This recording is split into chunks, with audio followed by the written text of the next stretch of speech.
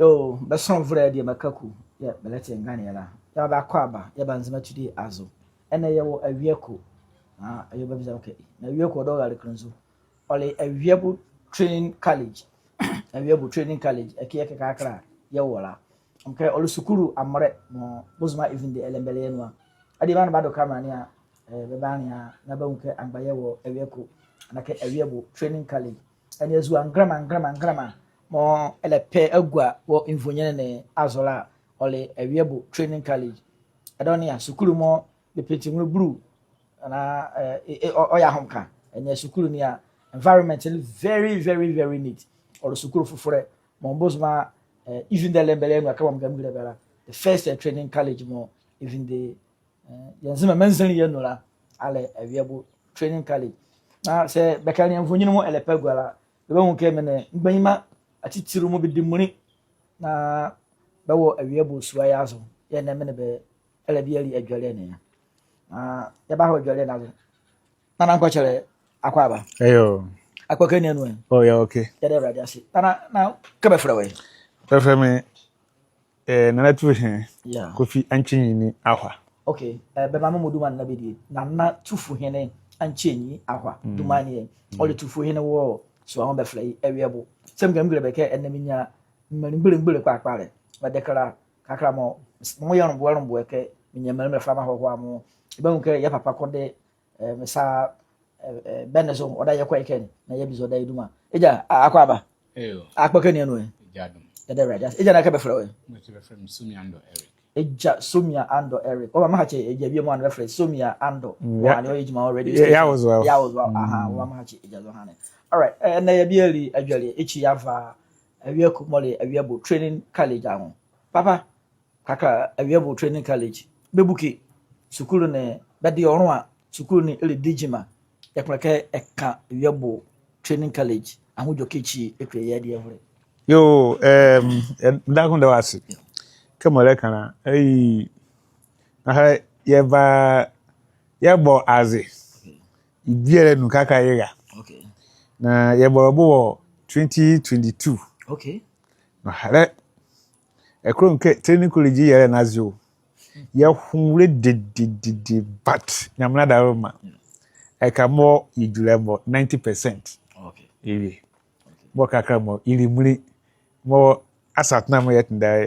yele student wo ekemo Wow. best start the music arebo Okay. Yeah. but many more edeke awebo training college awebo training college la iganwa Okay. but e bia mo loga and the first nia eba ho sabi windi ba enche ke mwamwa omenge kra mo fe izukwati murabadona mayo kinya ba wanzimara because of they had in drain school mo bia ni yanzimakira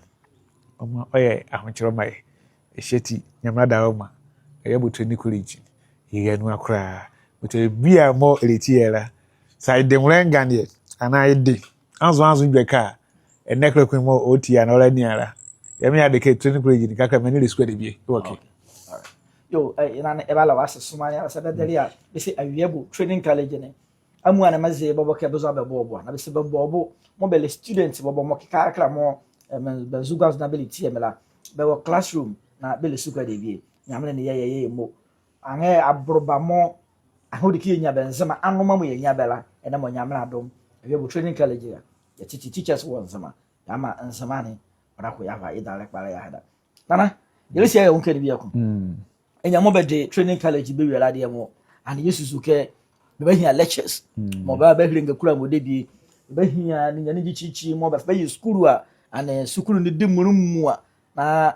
be ga hake malia wiabo de ala ana oneke kumase de ala moti mga haike de ko kumase de ne be de be bia ke the baby I malabo onazi but inspectors mo GTech as one be kera be boya baso even though he had chichiwie but the baby of am Ghana or yes but be unke ye honkwana ne yankasa the baby am ofata ke be hihire ke yera ye do ma almost 90% mo ye wi for final lectures yemu akwoti ye boda na like ye ma ye nzema ayezen aho nunu But lectures we consider Zmamo more qualify according to GTech requirement. But as at now yet there yenya many more biebo vi jomoro. Bo kakra bo oranko classroom. Mka have us ni. Okay. But lectures mo yele be okay. But dan ko be du ba mo be zie keke. Sebi o ya do eyewo sebi wini ba na ikema. We could the end more as leti. Kiss more I would care be dizukwara. But so no. Come on, Mara, but I could book the big work. A chibi ama by Indian witty by Ejima. Which your lectures okay. We will qualify. Okay.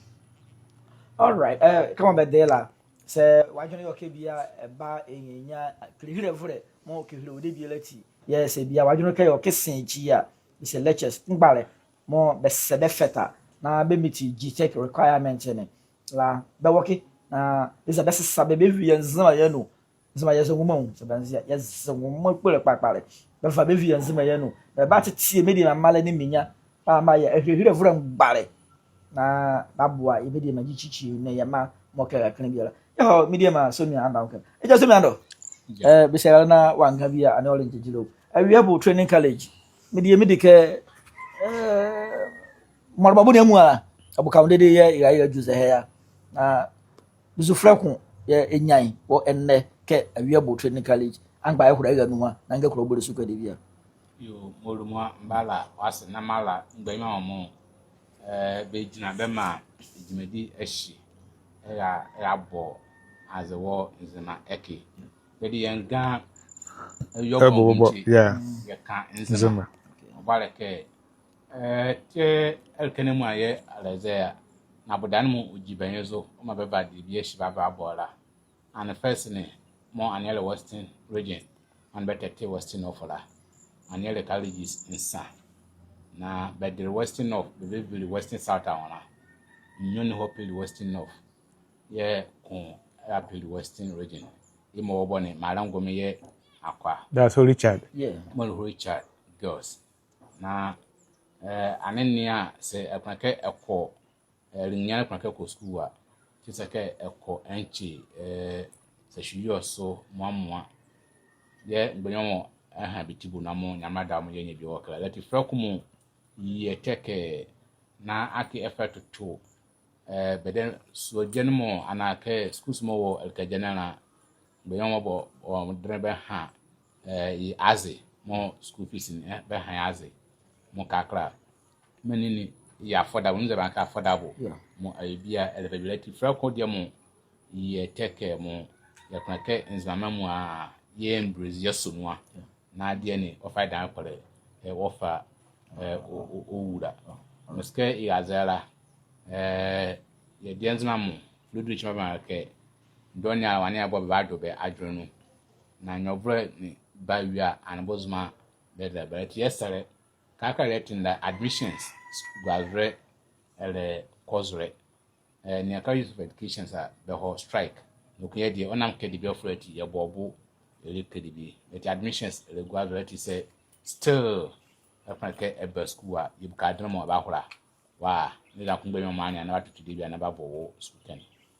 All right that was so many ala what in the one ma me angba efu yare so mi ando angba no ibi okabu fana papa kamo ye hayala anga me biza ikunya mo fane sukulu no fees na sukulu de kaka mo betu ala na ye maye de oboke be do has a fame or las better na isa over fully duro bobo mali me de manza make be treke ne ba ye ehima me kera mo na ne ekwate usa hima me kezim suwa ole dede anezuru edigwa nuwa kanwuna nya vra mo amuala apeyi keze he mo haniza ma me nyiri ale bobo aleke training colleges amuala was strike bako aweko mole awiabo training college de kakra de kwa classroom mo belesu kwa debie ashikireke the main business na o ma mendere obono ko kai angesali nyinya bo na peke ko training college anu kitu adane de fi out of western region na wa horo wanya adane ki sukwa debie adake wa ye kire hore anya mra dom awiabo ada horoma kakra nyinya na se wo yenzima manje be no wo western region le kabiala na kono ka teacher ni ya nya ba wiabo ekiala la benya ele kan wazu kwa dibi wa ye kire vure pare ila bia bi joke ne ho yom kore efe nana mpeleke be kabenji ale de ba ha wode mama na ijaso mi ando ode aha yezizo osaka yi moye ba me ohia me kpakpala enya mo be de fufure la de mo nji ale de ba ye don ozore me sale ke be va be do NGOs benevolent individuals but mo bia wo be senu but mo be kabi o kama mo be boa oboa nzima anu eposoti ka na enebe die na be rescue no mo are yo mfai mama do ave na mfa chibie ma ba ma do me die ma dia azo okay me kakakra mo igwa ki obo ye tindala o me kan zama mo o ye odurikem bia na mo kachidie ye ngure de bie yele takwa the student wo eke mo bede be wi wo side be mu abega with erismani bia la wo ke maga ke ekunda ka bi mo amwa wa ho adesua mo be sukwa wa ka bia la ima be sukwa okay mo fa ni nyia la de mo me kan nyina mo de bi mo ro bo de bo na hare o yesi aka me tindala ye hia mia okay mia ye nya bie na ene a ye hia mia ka ye nwo asat now and we second year America yara odike za ha mia ni ye second ake air conditions ye nya bie but odanko ye hia don be me adnake odike ye to projectors moka ye bo classroom ku bia bo le bie nyamna daroma nzimawura bank odanko ba me bie but ye hia more ni nyenji bie be hire mo madara is more Ishiambo, a fair citizen in your it's almost over 1 billion about 100,000 Ghana cedis. 100,000 Ghana cedis. On this goma, on this goma, Elka, na Elka mo, ye bobo to ye do. Mama by ye, na hare, Yaman, Sabaya Maya. But okay, I'm canke, and you beera. Or never a penny, chill be with her care. And you would train a quick or die penny, Bukaway, and I because you remember Bonale. But yet to say after beera. American NGOs ahemfo woni awiabo wale nzima ye bodani ake ye fe ade nzima ye burden ye everem ye fe ngakura ma fe ansa ba hotel ni kurejila babulu bi hele mo ejekure o se brother school ka ba ekira woni ri ye de biara because everem mo dey home ve wo widiba as razu suwe hayre ne kwake sa the school ya nda ayele mo ba don with yet to say after beer mo wa manva ke oba echi wo buaye o mo yimu akwoti hanke squeaker ye de esa wo ho me da mo buzuka ye zed ewem sebi eleblengbuni o e beer yet to say after ke be ke parenu se buaya e die be ye aboduma because ibi enu ye be buke school nyankasa ya pa ngwe dan re but that time na don oduma ye zed e ha o ye ni nyam oka edo with yet to say after beer mo what ye ni mama wo adrinzil ka biara ayuhore ye kwende wo nzima biara abua ama de ne ejina pende yo ile ma so yando era ko le chito zore na mahabi mfa ke mare nana ehomu ara na mam ichimba hamadu ra ke school mo ya bazara numam ga ke woni yuba mangum chede onzima mu ade bam yazunwa na eye ma school ni ekoja se eko adren nzindon a yele region like central region only ekurichi bi mo western tele ekuri no kombele colleges of education go concern mo bi al ula commander yefusu no kun western ye de ne mare kompe na eka bo no a be mo yebuke se ahemfo ne menmo bi wo be sanu wanzima ke menmo be kan bi no kon a wo ye boara mu a be ba no be du no ma school ni ya baze de na opoja men moto ni ma ni media mo beto ni are men mo business akafa ma highs men mo babo businesses ra oba ho economic wise ni wa ma nzimani ahonyu na frako konmo dan ko no are ke kakra gitek mo be policy ke bedem be distance and ake sandwich ra be yibe vi secondary school so be ba ho training colleges and ake universities eti anzima kinga kwa mo be de benya square be ho street university na be kwa ka be distance na ka be kwa sandwich ra